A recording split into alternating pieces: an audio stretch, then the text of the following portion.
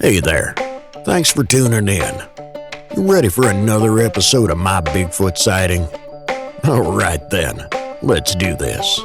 Seen a bunch of rundown no-horse towns where the church is the backbone, loves in the plow, and the five-string melodies grooving, with the farmland rows where the roots run deep, beyond the noise of the busy streets, where the songs of the South are soothing. When I hear the front porch picking down, home rhythm ringing out, I don't run from banjo music. Yeah.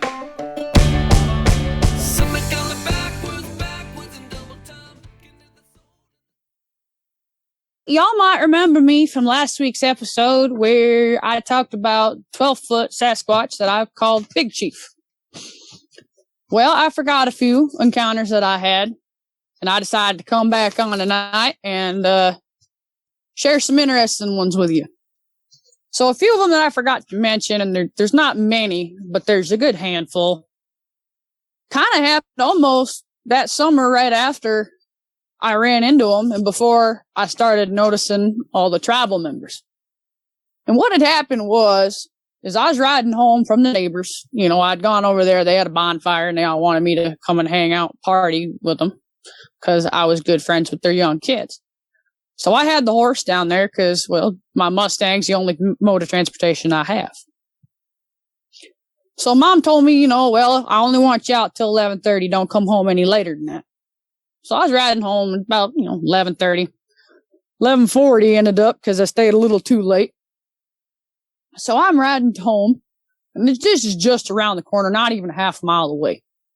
Now, normally I'd kind of beeline it through the woods and, kind of go through that route, but I'd already had a bad scare thanks to the other two I saw, and I didn't really feel like chancing it in the woods. And the moon was almost full. We'd call it a cattle rustler's moon because there's just enough light to see where you're going, but not enough light to make out a whole lot. Basically, the old timers, they'd use that kind of moon to steal cattle because you could see the cattle you were moving, but nobody could really make out your face and say, you took my cows. So I finally hit the corner. About, in the same button right up next to them woods where I saw we saw the people the last time. And I'm shining my headlamp around. I got it over my neck like a pendant. And I'm shining it around and I shine it up a 4-foot embankment into a pine tree. And about 13 feet up in this pine tree, I'm catching these two almond-sized eyeballs looking at me. I'm catching eye shine. And it ain't no possum, it ain't no owl, and it ain't no coon. Because the spread on these things had to have been at least 7 inches apart. Now, I don't know no raccoon that's got a head where the eyeballs are wider than 7 inches. Even a brown bear, some of the biggest brown bear that you can find up in the Rockies only have a spread of about 5-6 inches. So this had a bigger spread than the brown bear. Well, because we were coming down a hill, I couldn't spur the horse up into a run because that's a good way to break the horse's leg. And if the horse goes down, you go down. And, well, you both go down, then you're toast, especially if you got one of them over there by you. Well, he never made a move out of the pine tree, but we moved a little quicker down that hill. And once we hit the bottom, I was constantly turning around, looking behind me to see if he was coming back in behind me. And when we hit the bottom of that hill, man, I tell you, we beat feet for home. We had about a quarter of a mile to go. And I tell you what, that little Mustang pony, we made that quarter of a mile probably in 10 seconds flat. That was the fastest I've ever seen this horse run outside of a few other encounters with some other cryptids I had. But we made it home, and boy, I was happy to be in that yard light. I think the horse was too. So that was that encounter that happened that I forgot to mention. One of the other encounters, I didn't see him at the time, but I knew what it was because there's no mistake. Now, some people will talk about encounters and they'll hear like a roar or something. Well, I was fortunate enough to hear these roars. It was that same year, basically of 2019, which I thought was a quiet year. And looking back on it, it actually wasn't quiet at all. But I was sitting out there fixing a fence, and we were about 2 days before rifle season. And I'm kind of, chilling out. Next thing I know, it sounded like on the other side of our block, which is exactly a square mile, I heard a really loud, really distinct. And I'm sitting there thinking, okay then. About 20 seconds later, farther out and a lot deeper, I heard. So I guarantee you, from what I could tell, is it was the male and female conversing, saying, I'm here, where are you? Well, I'm over here. It's deer season. Let's all get down in the swamp. And that's about where they were all heading, was deep into the swamp. And I'm guessing that's where they all like to go for deer season. Mostly not to get shot at. So then that winter, everything got pretty quiet, and I didn't hear much of them too much, except for come around January, February. And what January kind of was, it was interesting because we had a lot of snow. But I had decided to go out and ride. I'm taking my horse out. So I'd go down into one of my cousin's places. I go down into the cedar swamp, and I'd ride down there on the trail. Well, the horse started looking across this swamp, and I kind of was looking in the direction he was looking, and this is when I noticed the upright walking figure. And it was kind of quartering away from me, walking around the edge of this swamp. I didn't see the face too much. But this time, I got to see the body of a Sasquatch that I now know his real name of Anton. And he is the one that I've seen his face in later accounts, and I've seen him multiple times. And I described him the last time I was on as having black hair, but with like a graying around the mouth. Well, that ain't the only places that he's grayed out on. Because when I saw him full body this time for the first time, he was probably about 89, 90 yards out. And he's, like I said, he was kind of quartered away, so I saw his back. Darker hair, shorter black hair. It wasn't too long and shaggy. It wasn't unkempt. He was very clean, very tidy, very neat. No mats, no tangles. And he had this big graying patch all over his back, kind of like a silverback gorilla. It's the only way I could really describe him. And I could see the bottoms of his feet, and they were like a slate gray. And I could see his hands were kind of curled up. He was kind of, every once in a while, he'd kind of turn a little bit, peek over his shoulder at me. So, we kind of thought that was a little odd. He's sitting there tailing me. Kind of got this goofy looking feeling, of, okay, well, maybe we shouldn't be down in this cedar swamp. So we found the next trail out of there, and we got out of the draw. And, after that, it's kind of when he decided to start coming around the house quicker. And shortly after that was when the tent encounter happened. Well, before I really saw his face, in between the face encounter and the tent encounter, I kept getting that feeling like I was being stalked from the other side of the road. Finally, one day I got sick and tired of it, and I said, man, I don't know if you're trying to hunt me or what you're doing, but I sure don't appreciate it. If you just want to come say hidey-ho, then just say hidey-ho and leave me be. Well, then that feeling's quit, and the shadows stopped moving. And, everything went pretty smooth after that. And one of the last encounters that I believe I forgot to tell you all about was the 4th of July incident of 2020.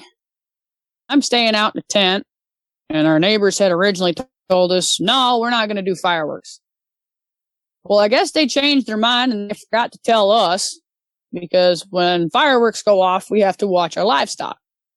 The loud flashing and banging, it will scare the horses. If the horses are not accustomed to it, they will go through a fence. I actually one year had to untangle a horse from a fence. I've had cows go through fences. It's a mess. So we camp out with them, and we keep a good eye on these horses. And then all of a sudden, the fireworks start shooting off at about 11 o'clock at night. Now, normally that's cutoff. Well, our neighbors got a late start. And right before the fireworks started, I could hear the troop moving right through the woods, the popples, across the other side, backside of my horse pen. You could hear them moving, and you could tell there was a few of them. As soon as them first fireworks went off, it was full on. Like World War III had happened or something happened and the civilians were scattering. I mean, you could hear them running every which direction possible. We had 3 go back across the road. 2 took off into the neighbor's woods. I had one poor guy. He came flying up into my woods, and I had a teepee that I had built. And they had come and were very, very accustomed to it being there. And I guarantee you they were hiding. And they ran right for the teepee, but the teepee is gone. And they're running around the woods and they're panicking. So I quick step out of the tent and I come walking over to the edge of the woods, and I told them, I said, as long as you're on this property, you're okay. Nothing's going to get you. It's all right. It's just the neighbors being dumb. Just stay over here until they're done. They'll be done about 2:00 in the morning. You'll be all right. Just hunker down and be okay. Well, I heard the rustling stop, and I went back in the tent. I'm like, well, there's no reason for me to be out here and be all up in the way. So I go back in the tent and I hunkered down. And I lay back down, listen to the fireworks, and I could hear it. I could hear it walking. It walked right out of our woods. And I kid you not, we got a pine tree right next to our house that's like maybe only 5 foot away. And I heard it walk right up to behind that pine tree, and it stood. I could hear its fur hitting the house and running into that pine tree. And it's just standing there right between the house and the pine tree. And it's hunkering down. It did everything that I told it to do. It's hunkering down. Now, like I had mentioned a few other times, I do sing in multiple languages. I know 5 different Native American languages, as well as 3 European languages, including Russian and most Nordic languages, which includes the Swedish language. I can sing in just about all of them. Now, for some reason, they love singing in general. They love music, but they really enjoy the Native American tongue, probably because it's the closest to theirs.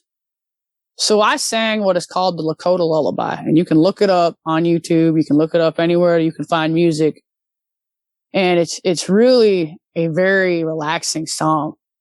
And I knew he's still there, and I knew he was pretty nerved up. So I started singing it to him, and he calmed right down. And when I was done, you could tell he was just chilling. So I flipped over and I went to sleep. Well, the fireworks quit at about 2 in the morning. And I heard him pick himself up and walk off. And it was like, well, at least he was comfortable enough coming up that close to our house and actually just chilling there while these fireworks went off. I felt so bad for him. I mean, it'd be like taking fireworks down to a tribe in the Amazon and taking fireworks down there and lighting them off and watching the people scatter.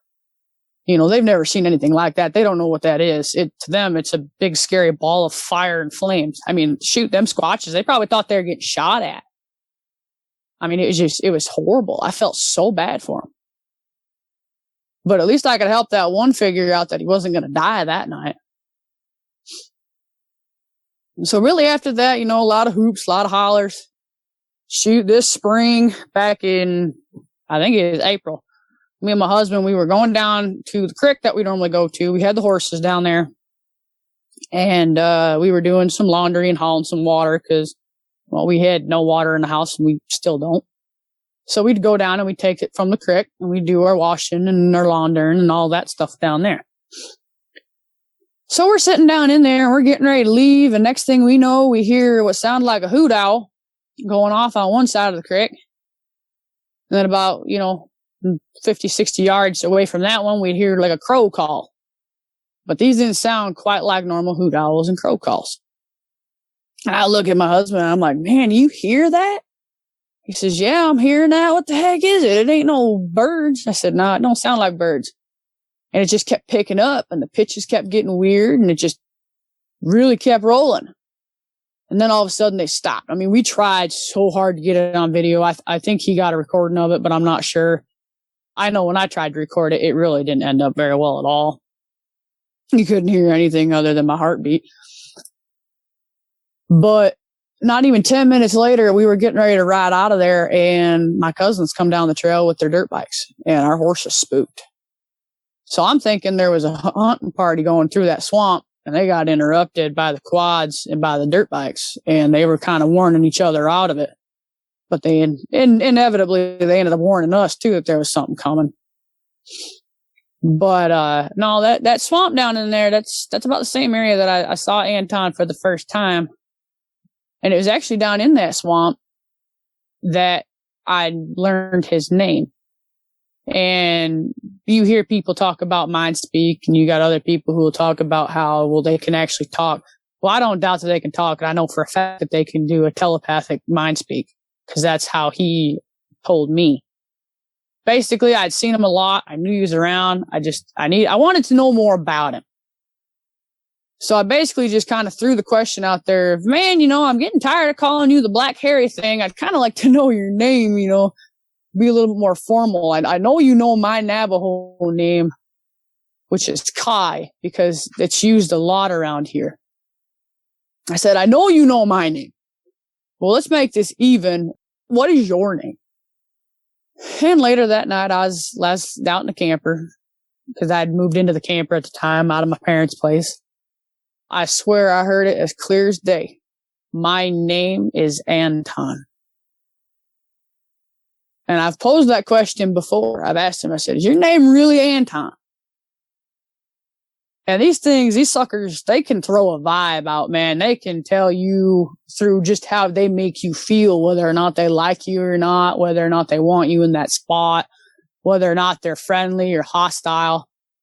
And it was like a calm, almost like a peace kind of hit me. Like, okay, he knows my name and now I know his. And honestly, in a way, that's kind of started out a very good friendship between us. I mean, we're not buddies, we don't go skipping down the road holding hands singing Kumbaya. By no means do we do that. But we do talk. I talk mostly to him, and, he understands a lot. We kind of exchange some rocks and stuff just because I like my rocks and so does he. But kind of what touched me the most, and this is something that I noticed, is earlier 2 months ago, I had to put down a foal of mine that I had brought up and raised for the last year. He was born blind, and I had always taken the best care of him I could. He was a little red and white pinto, mostly white like his mama. And his name was Anakin, and it means soldier in Lakota. Because he was a fighter, he was a trooper. Well, he ended up colicking, and we had to make that hard decision to put him down because he's suffering. And we buried him out in the field.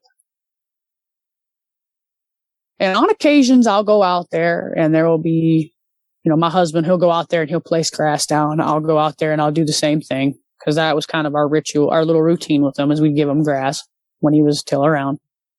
But there will be time that I'll find like dandelions or clover or something down there. I'll find a couple of really cool looking crystal quartz, little, not big ones, just little small ones, like little pebbles, but they'll be kind of placed around in a circle.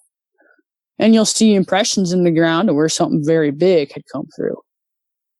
Now, I know the night that we ended up burying him, and I was in the house, I know he came to visit. I know Anton came around because I was pretty in distress. I was very shaken up. I'd lost one of my little buddies. And he could tell that. And these things, they know when we lose people and things we care about. I've heard of people who've lost dogs, and they'll bring little things and they'll, put stuff over where the dog is buried, or, they'll come around, and it's almost like they're doing a last respects kind of thing. They understand loss. Obviously, it's a living, breathing thing. So they lose members of their family like we lose ours. And what got me the most is he didn't have to come around after I lost the baby. He didn't have to come around here, but he did. And even now, without we're in October, I've even caught shadows going across our field come dusk. I've seen things over there by the grave and by the marker, and there'll always be something left behind. There was one time my husband actually went out there to put grass on the grave where we had buried him.